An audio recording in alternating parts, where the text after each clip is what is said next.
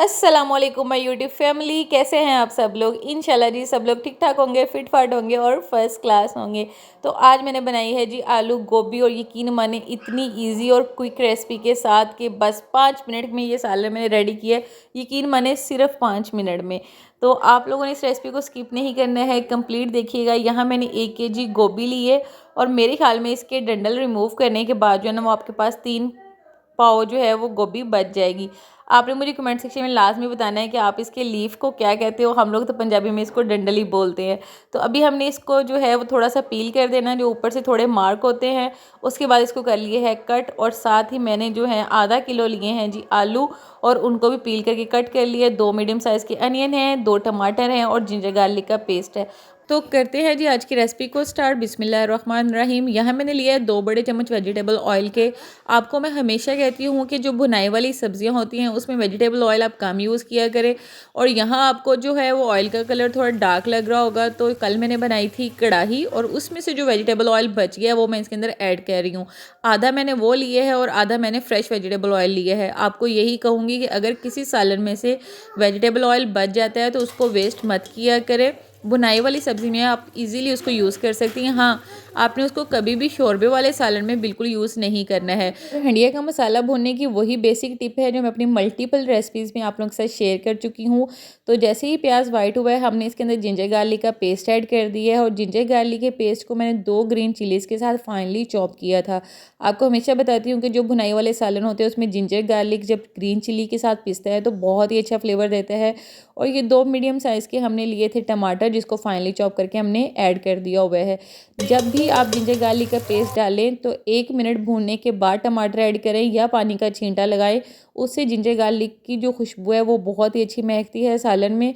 तो उसके बाद हमने ऐड कर दिया है जी 1 टेबल स्पून भर के नमक का, 1 टेबल स्पून ही रेड चिली पाउडर ऐड किए है।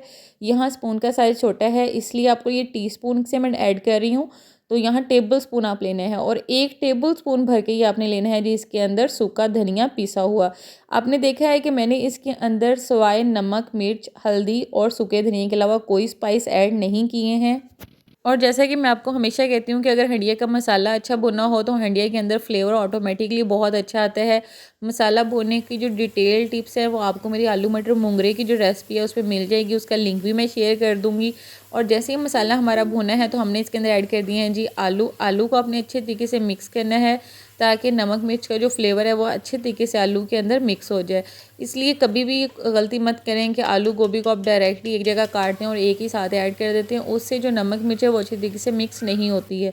तो अभी हमने यहाँ आलू को 1 से 2 मिनट फ्राई किया है, उसके बाद हमने ऐड कर दिया गोभी। और अभी आपने देखा होगा कि जब से मैं हंडिया बना रही हूँ मैंने अभी तक इसके अंदर पानी का बिल्कुल भी यूज़ नहीं किया है। तो जो सब्जियां होती हैं उनके अंदर वाटर पोर्शन जो है वो काफ़ी अच्छा होता है, उनको पकाने के लिए हमें एक्स्ट्रा पानी की कभी भी ज़रूरत नहीं पड़ती है। तो यहाँ देखिए जी हमने गोभी को भी अच्छे तरीके से मिक्स कर लिया है। आपने पानी इसके अंदर बिल्कुल भी ऐड नहीं करना है। बस अभी प्रेशर कुकर हम बंद कर देंगे और पूरे 5 मिनट के लिए इसको वेट लगा देंगे। यानी वेट घूमने के बाद, प्रेशर बनने के बाद आपने इसको पूरे 5 मिनट के लिए बंद करना है।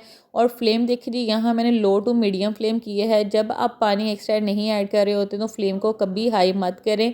सब्ज़ी को टाइम देना चाहिए ताकि वो अपना पानी छोड़े और उसके अंदर कुक हो। तो क्योंकि यहाँ फ्लेम लो है, जब फ्लेम लो होता है तो प्रेशर कुकर जो है वो वेट इतनी जल्दी घूमना स्टार्ट नहीं होता है।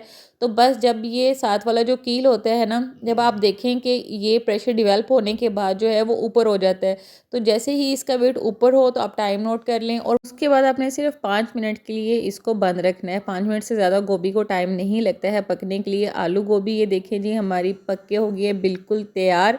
माशाल्लाह जी बहुत अच्छा आलू गोभी का सालन रेडी हो गया है। अगर आप लोगों को खड़ी खड़ी सी आलू गोभी पसंद है तो सालन को बेशक मिक्स मत करें। अगर आप लोगों को मेरे जैसी गोभी पसंद है, मुझे जो है वो थोड़ी मिक्सी गोभी पसंद है, तो ये देखिए जी बस एक दफ़ा सालन को हिलाया है और माशाल्लाह फर्स्ट क्लास किस्म की आलू गोभी का सालन रेडी हो गया है। गार्निशिंग के लिए गरम मसाला ऐड कर दिया है। इस गरम मसाले की रेसिपी मैंने अपने चैनल पे शेयर की हुई है। 7 बेसिक स्पाइसेस वाला ये गरम मसाला है, और ये देखें कितना अच्छा जो है वो ऑयल छूट गया हुआ है। तो अभी हम इसको करेंगे जी सर्व। अभी हरा धनिया था नहीं घर पे, तो मैंने सिर्फ ग्रीन चिलीज ऐड करके इसको सर्व कर दिया है। होप सो जी रेसिपी आप लोगों को अच्छी लगी होगी। दोबारा मिलेंगे। अल्लाह हाफिज़।